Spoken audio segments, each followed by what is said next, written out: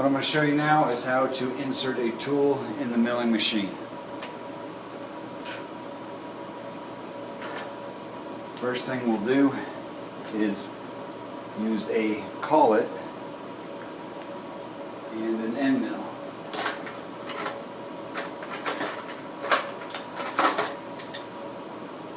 Alright, need to make sure that the end mill is the collet is the right side for the end mill.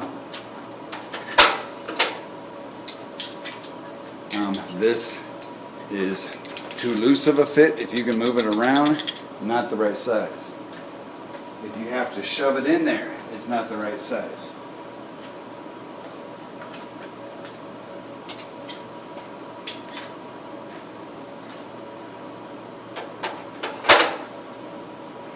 Okay, here we go. Hopefully you guys can see that okay.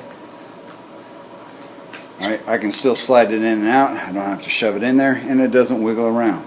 That's the right size. Okay, in some of these you can actually see what size the shank is, but some of the writing is worn off.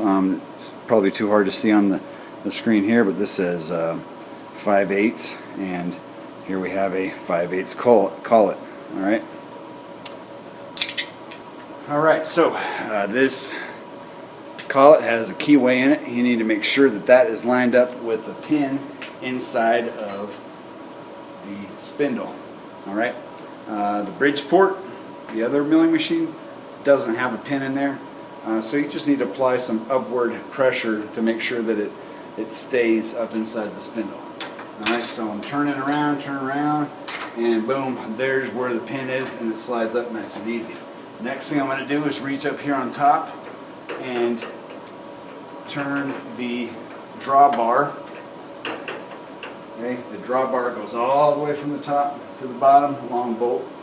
As I'm doing that, I'm pushing up on the collet. Alright, so I'm applying a little bit of upward pressure. Tightening my hand still. Okay, that's as far as I can tighten it.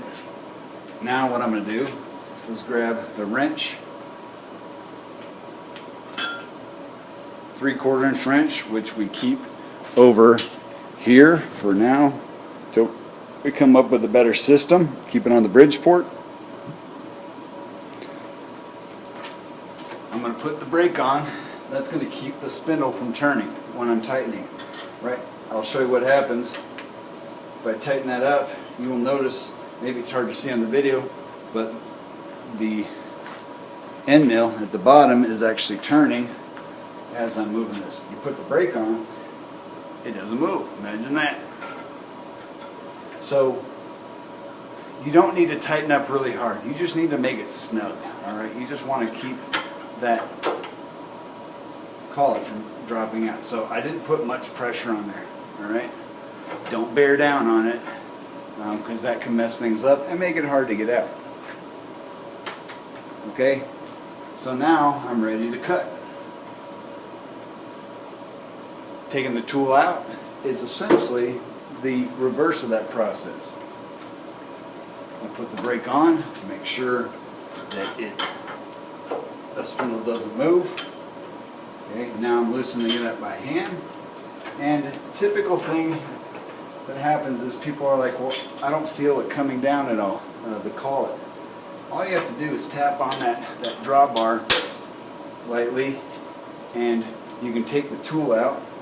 The collet is still screwed in there. Notice I didn't undo the drawbar the whole way. I just loosened it up a little bit to where I could tap on it.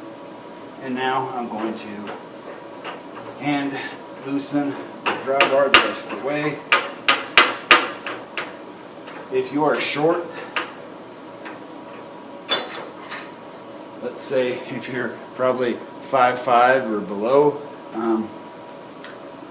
we have, it's probably more like 5 feet. We've got a little step ladder here that you can use to give yourself a little bit of a boost to reach the top of the head. Okay, the collet I'm going to put back in the collet tray on the side. Okay, that's how you put in a tool and take one out. once you're done watching this video, go practice, and then you can show me you're ready.